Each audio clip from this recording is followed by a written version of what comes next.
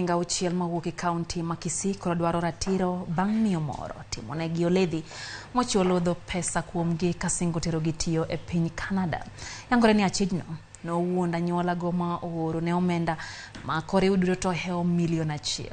Kajafwa maro Walter Nyambaga lera achijno kod jowetene mamoko sani ni e lwet obila makayole e bure Nairobi ka.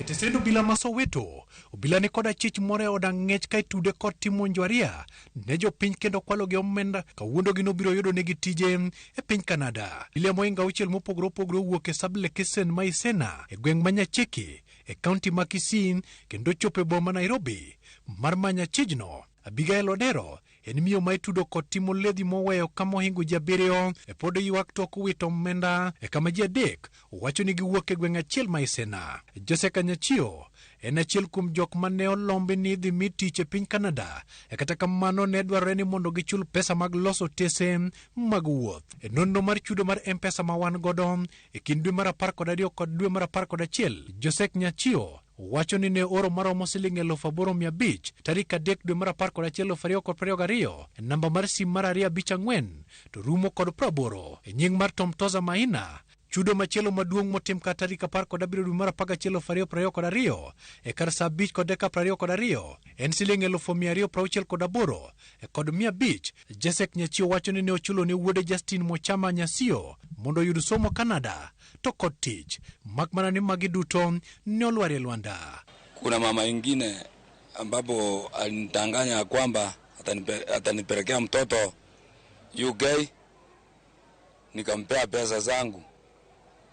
Tangu mwezi wa 11 hadi saa hii amechukua pesa zangu shilingi 268,500. Wuode piny ochamo ka lek mare olwar e Luanda kendo lela wang'e nyiso jal mawito geno.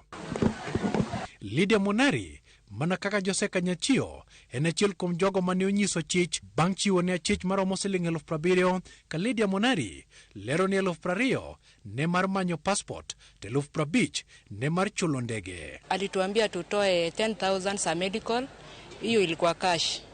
Alafu 20,000 na hiyo ni cash ya passport.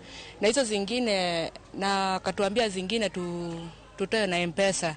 Samuel Omete mana kaka Lydia kod Jessica maduto wuok e gweng' mar Isena ywago 400,000 mane ochulo bang' uso lopgi ka en kod lek mar chopo Canada. Samuel mane otieko sekondari 2019 obedo chiembe Abigail e yoro ledhi. Akaambia wazazi kuwa anaweza manage kunipeleka Canada. So after hapo wazazi wakauza shamba. After kuuza sasa wakampea pesa 400,000. Hizo pesa sasa ametukon. Report maduto go etesendo bila ma Soweto e bug report namba 39,705 e gamarelo 2023 e kar sa 9 manyoro kaka machiele namba mar 41,505 23 kod namba 38,705 e 2023 sa 9 kaduto Samuel Omete, Lydia Monari kod Jose Kanyachio rito yudo ratichgi. Abigail mantiere lweto bila ma Soweto igeno ni biro chwali e dok odiochieng' makiny e kinde mar riwruok makene ratiro mag oganda haki Afrika to sundo oganda mondo bed motang' kod jogo mawuondogi ni biro yudo negi tije pinje ma oko ka sechego bende gikone sirikal mondo tim nonro malach. Kuomi wuondo gojo Kenya nitie tije man loka, obed Saudi Arabia, obed UK, osebet mamalo. Wang'iso sirikal matiyo sani mani office ni nyaka gitim matek mondo gicreate tije ni jopiny mondo kik jopiny wuondi. Jo-Kenya 3 mamoko kawuono ne omedore kendo goyo lipot ka gingur ni miyo nogo ne otiyo kod oledhi moyudo pesa kuomgi kawuondogi ni biro tero gi yudo tije piny Canada. Walter Nyambaga, Ramogi TV.